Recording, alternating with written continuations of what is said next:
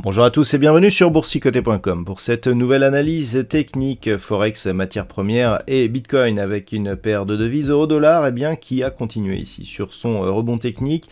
On est repassé ici au-dessus de cette zone repositionnée, ce niveau horizontal ici repositionné à 1.0120 qui est beaucoup plus significatif que l'ancien niveau à 1.02. Donc ce que l'on peut constater, c'est que ce niveau, après avoir été franchi ici, il a été support puis résistance sur la phase d'évolution ici entre la parité et cette zone des 1.0120.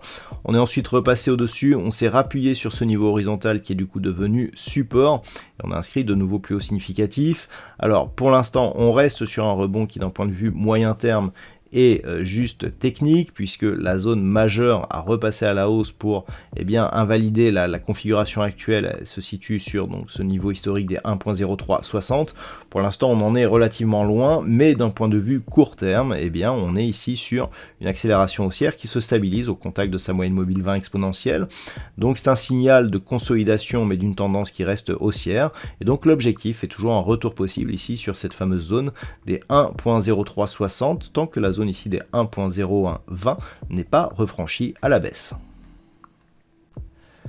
Sur la paire de devises livre sterling contre dollar américain, on est toujours ici sur une stabilisation, on ne parvient pas à rester durablement au-dessus de cette zone là aussi majeure des 1.20. D'un point de vue court terme, on reste toutefois dans une dynamique bien orientée à la hausse, puisque les cours évoluent toujours ici au-dessus de cette moyenne mobile 20 exponentielle. Mais on attend une accélération ici qui nous éloignerait à la hausse de cette zone des 1.20. Pour l'instant, on reste dans une extrême neutralité, puisqu'on peut le constater ici sur ce graphe. Nous avons des points hauts significatifs ici qui sont quasiment identiques, entre 1.2045 et 1.2050.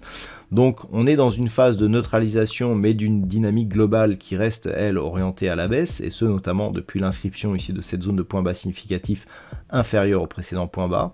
Donc une tendance qui reste toujours baissière, et si les cours venaient ici à réaccélérer à la baisse en direction donc de cette zone de support proche des 1.1780, en cassant cette zone, on pourrait valider la poursuite de cette dynamique vers de nouveaux plus bas, donc toujours sur cette paire de devises livre sterling contre dollar américain. Sur l'or, nous avons une configuration qui reste là aussi baissière, puisque suite à la rupture des 1720 $ l'once, on est venu revalider cette zone ici en tant que résistance, et puis on a toujours continué ici à évoluer sous cette moyenne mobile 20 exponentielle. Donc on est clairement dans une poursuite de dynamique baissière, avec comme objectif une poursuite en direction de cette zone majeure des 1675 $ l'once. C'est vraiment une cassure de cette zone qui pourrait nous donner des signaux assez forts sur un horizon de temps moyen terme. Tant que l'on est ici au-dessus de ce niveau, alors certes on est toujours dans une dynamique baissière très court terme, mais qui ne remet pas en cause, ou en tout cas qui ne nous donne pas d'énormes signaux sur une portée moyen terme. Donc on surveillera ici éventuellement un retour au-dessus de cette zone des 1720 qui pourrait donner donc des signaux d'affaiblissement de cette dynamique baissière, mais pour l'instant l'objectif reste une poursuite ici en direction de cette zone des 1675 $ l'once.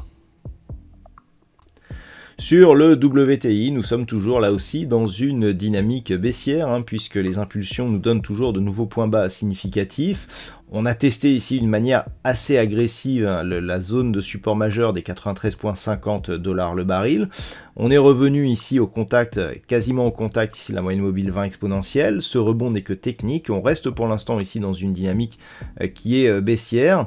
Et le test ici appuyé de cette zone de support n'est pas anodin, puisque si on cassait durablement ce niveau, on peut constater sur ce graphe que on serait sur un signal de retournement majeur. Donc on a eu ici une première cassure, donc premier test ici, rebond technique, deuxième test un peu plus appuyé. Si on ne parvient pas ici à inscrire un plus haut significatif supérieur à ce précédent point haut ici, très court terme, qui se situait approximativement à 102,60 $ le baril, on pourrait donc rapidement revenir sur cette zone des 94,50, la casser à la baisse et donc continuer à évoluer ici avec de l'amplitude et de la volatilité, donc pour continuer et donc confirmer cette dynamique dynamique baissière. Donc attention, en cas de cassure, les prochains objectifs se situent donc sur un retour, encore une fois, sur la zone des 88, puis 84 $ le baril.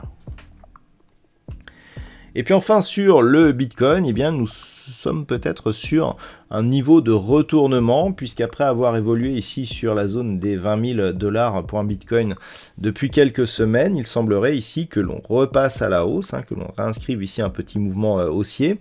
Alors on n'avait que des petits rebonds techniques jusqu'à présent, et là le fait que l'on casse ici cette zone de point haut qui se situait sur le niveau proche des 22 400 $ pour un Bitcoin, eh bien donne ici une petite impulsion. Alors prochain objectif, prochaine zone à surveiller sera ce niveau ici proche de ce point bas significatif, donc proche ici des 25 500 $ pour un Bitcoin. Si ce niveau n'agit pas comme résistance, on pourrait voir la monnaie, donc la crypto-monnaie, revenir ici sur cette zone des 30 000 $ pour un Bitcoin. Et donc si tel était le cas, eh bien il serait intéressant d'observer ici ce qui se passera justement au contact de cette zone des 30 000, puisqu'une rupture ici à la hausse nous donnerait un signal de retournement majeur. Donc on surveillera ici un éventuel retour dans un premier temps sur la zone des 25 500. Et puis si les cours repartaient à la baisse, c'est toujours cette zone ici des 18 500 $ pour un Bitcoin qui nous enverrait un signal baissier de continuité de la tendance moyen terme sur cette crypto-monnaie. Voilà donc ce que l'on peut dire sur l'analyse technique de ces principaux actifs Forex, matières premières et crypto-monnaies. Je vous souhaite de passer une très bonne soirée, on se retrouve dès demain pour d'autres analyses techniques, pour un trading live, toujours sur le site boursicoté.com.